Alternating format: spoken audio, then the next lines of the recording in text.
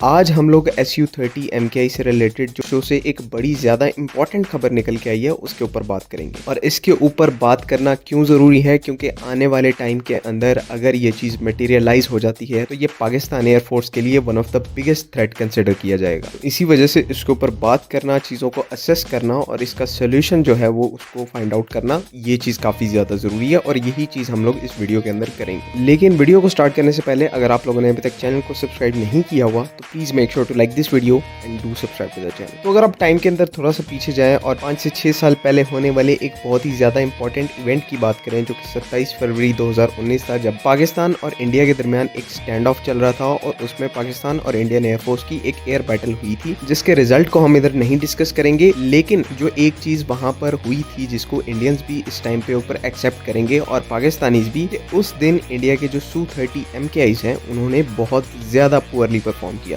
Obviously against Pakistani F-16, चाहे हम लोग PBR मिसाइल्स की बात कर लें, रेडार सिस्टम की बात कर लें या फिर कम्युनिकेशन सिस्टम की बात कर लें, इन तीनों एरियाज के अंदर पाकिस्तानी F-16 ने इंडियन SU-30 MKIs को डोमिनेट किया था और इसी वजह से इंडियन SU-30 MKIs को और एज अ होल इंडिया को एक काफी बड़ा लॉस उठाना पड़ा था उस दिन। लेकिन बाद में ये है कि इंडिया ने इस चीज को एक्सेप्ट किया और उन्होंने इसके ऊपर काम शुरू किया, जिसमें जो सुपर सुखोई अपग्रेड है वो आने वाले किसी भी टाइम के ऊपर एग्जीक्यूट की जा सकती है। अभी ऑन पेपर है, लेकिन उन्होंने SU-30 MKI को अपग्रेड करने का जो प्लान है उसको फॉर्मली रिवील कर दिया, जो कि एक अच्छी चीज है उनके हवाले से। तो उसी पर्टिकुलर सुपर सुखोई अपग्रेड से रिलेटेड आज एरो इंडिया से एक बहुत बड़ी अपडेट आई है, जिसमें SU-30 MKI के अंदर सुपर सुखोई अपग्रेड के तहत जो एक नया एईसा रेडार सिस्टम लगना है उसको फाइनली अनवील किया गया है, जिसका नाम विरूपक्षा रेडार सिस्टम रखा गया। अब ये जो पर्टिकुलर रेडार सिस्टम है ये काफी ज्यादा इंटरेस्टिंग और इम्पोर्टेंट है। एक तो ये रेडार जो है वो एक एईसा मतलब कि active electronically scanned array radar है, जो कि एक वैसे ही बहुत पावरफुल रेडार होते हैं। और अगर SU-30 MKI के एग्जिस्टिंग रेडार से कंपेयर करें जो कि एक पीसा रेडार है, passive electronically scanned array radar है, तो ये वैसे ही बहुत बड़ी अपग्रेड बन जाती है। दूसरा, इसके अंदर जो TR मॉड्यूल्स की स्ट्रेंथ है वो 2000 से 2400 TR मॉड्यूल्स की, मतलब कि ट्रांसमिट रिसीव मॉड्यूल्स की तादाद यहाँ पर कोट की जा रही है, जो कि बहुत बड़ा नंबर है। इसके कंपैरिजन में अगर आप राफेल के RBE-2 एईसा रेडार के TR मॉड्यूल्स की स्ट्रेंथ को देखेंगे तो वहां पर 800 TR मॉड्यूल्स दिए गए हैं, और साथ ही साथ अगर आप JF-17 ब्लॉक 3 के KLJ-7A एईसा रेडार के अंदर TR मॉड्यूल्स की स्ट्रेंथ देखेंगे तो वहां पर 1000 TR मॉड्यूल्स दिए गए हैं, जो कि एक सिंगल इंजन और लाइट कॉम्बैट एयरक्राफ्ट के हिसाब से जस्टिफाइड है। लेकिन यहीं पर एडवांटेज जो है वो SU-30 MKI को होता है कि दो इंजन हैं, तो एक 2400 या 2000 TR मॉड्यूल के रेडार को पावर दे सकता है और सफिशिएंट पावर दे सकता है। और इन्हीं TR मॉड्यूल्स की वजह से जो विरूपक्षा की रेंज है वो तकरीबन 300 टू 350 किलोमीटर्स की हो जाती है, जो कि काफी ज्यादा अच्छी रेंज है। तो नो डाउट अगर इस रेडार को सक्सेसफुली डेवलप कर लिया जाता है तो ये दुनिया का one of the best AESA radar होगा और SU-30 MKI के लिए सुपर सुखोई अपग्रेड के लिए ये एक बहुत ही ज्यादा अच्छी चीज होगी। इसी के साथ साथ SU-30 MKI के अंदर अगर दूसरी अपग्रेड्स की बात कर लें तो यहाँ पर BVR मिसाइल्स में ऑलरेडी इसके साथ अस्त्रा मार्क 1 जो है वो इंटीग्रेट कर दी जा चुकी है और प्लान्स अस्त्रा मार्क 2 को भी इंडक्ट करने के हैं, जिसकी जो रेंज है वो 130 टू 140 किलोमीटर की कोट की जा रही है। इसी के साथ साथ जो कम्युनिकेशन का इशू था SU-30 MKI के अंदर, जिसकी वजह से जो DA-20 फैल्कन है पाकिस्तान एयरफोर्स के EW एयरक्राफ्ट, उन्होंने इनको जैम कर दिया था, तो उसके लिए भी इंडियन एयरफोर्स ने यहाँ पर SU-30 MKI के साथ सॉफ्टवेयर डिफाइंड रेडियोस को इंटीग्रेट करने का जो प्रोसेस है वो स्टार्ट कर दिया है। तो अभी जो इंडिया के SU-30 MKI की करंट स्टेट है, कई मामलों में ये एयरक्राफ्ट जो है वो पहले से बेहतर हुआ है, लेकिन अभी भी ये पाकिस्तान एयरफोर्स के F-16 MLU की कैपेबिलिटी को रीच नहीं कर पा रहा। लेकिन अगर इंडिया का सुपर सुखोई अपग्रेड यहाँ पर मटेरियलाइज हो जाता है और इंडिया के जो SU-30 MKI हैं उनको अपग्रेड कर दिया जाता है, तो ये जो एयरक्राफ्ट है ये हमारे F-16 की कैपेबिलिटी को आउट मैच करेगा। इसके अंदर कोई दो राय नहीं है, ये बिल्कुल एग्जैक्ट रियलिटी है। तो अब एसेंशियली एक सिचुएशन ऐसी क्रिएट हो रही है कि पहले हम लोग अपने F-16 के बारे में ये सोचते थे कि हमें आया उनको अपग्रेड करना चाहिए या नहीं चाहिए, लेकिन अब जो वो फ्लेक्सिबिलिटी है वो खत्म होती जा रही है और हमें फ्यूचर में अपने F-16 को अपग्रेड करना पड़ेगा। हमारे पास और कोई चारा नहीं है, क्योंकि यहाँ पर अकेले JF-17 ब्लॉक 3 या J-10C जो है वो इस थ्रेट को काउंटर नहीं कर सकते। और एसेंशियली यहाँ पर हमें एक तीसरा एयरक्राफ्ट चाहिए जिसकी कैपेबिलिटीज को हम लोग अपलिफ्ट करके इस नए आने वाले थ्रेट को एड्रेस कर सकें। और F-16 जो है वो इस सिचुएशन के लिए सबसे बेस्ट एयरक्राफ्ट है। मतलब कि अगर हम F-16 को ब्लॉक 70-72 का अपग्रेड देते हैं, इसके अंदर एक नया एईसा रेडार लग जाता है, इसकी जो BVR मिसाइल्स है उनके अंदर अपग्रेड मिल जाता है, AIM-120C7 तक हमें मिसाइल जो है वो इसके साथ मिल जाती है, तो इजीली हम लोग SU-30 MKI को अगले 5 से 10 साल के अंदर भी काउंटर कर सकते हैं, चाहे वो विरूपाक्ष रडार के साथ आए या किसी भी और रडार के साथ आए। और एंड में मैं ये भी कहता चलूं कि जो लोग यहाँ पर ये सोच रहे हैं कि J-35 अकेला इन तमाम थ्रेट्स को देख लेगा, तो ये भी एक बहुत गलत कॉन्सेप्ट है। हाँ, ये है कि अगर हम लोग आने वाले फ्यूचर में 5 सालों के अंदर 100+ J-35 को या फिर स्टेल्थ एयरक्राफ्ट को बाय करते हैं, तो सिचुएशन जो है वो और होगी। लेकिन अभी के लिए हमें इंडियन एयरफोर्स के ऊपर एक प्रॉपर एज मेंटेन करने के लिए J-35 तो चाहिए ही चाहिए। साथ ही साथ जो हमारे 4th जनरेशन एयरक्राफ्ट हैं, उनको भी हमें सिग्निफिकेंटली अपग्रेड करना पड़ेगा, जिसमें जो हमारे JF-17 सीरीज के एयरक्राफ्ट हैं, वो तो परफेक्टली सारे जो हैं वो ब्लॉक 3 स्टैंडर्ड्स पर जा सकते हैं, उनका कोई इशू नहीं है। लेकिन इसी के साथ साथ जो हमारे F-16 के लिए ब्लॉक 70-72 का अपग्रेड है, वो भी इस टाइम के ऊपर काफी ज्यादा क्रूशल बन गया है और हमें किसी ना किसी तरीके से उसको एग्जीक्यूट जरूर करना है। और इसी हवाले से जो हालात हैं और जियोपॉलिटिकल सिचुएशन है, वो भी हमारे काफी ज्यादा फेवर में है और हम इसको परफेक्टली एग्जीक्यूट कर सकते हैं। देखिए, मेरा भी पहले यही ख्याल था कि अगर F-16 को अपग्रेड ना ही किया जाए तो बेहतर है, लेकिन अब हालात ऐसे चेंज हो रहे हैं कि हमें नए एयरक्राफ्ट तो बाय करने ही करने हैं। साथ ही साथ जो हमारी फ्लीट के अंदर एयरक्राफ्ट हैं, क्योंकि वो ऑलरेडी इंडक्टेड हैं, उनका जो अपग्रेड है वो बहुत ही ज्यादा जरूरी है इंडिया की एक्सपैंडिंग फ्लीट को काउंटर करने के लिए। अगर इससे रिलेटेड कोई भी कंफ्यूजन है तो काइंडली कमेंट्स में जरूर पूछें।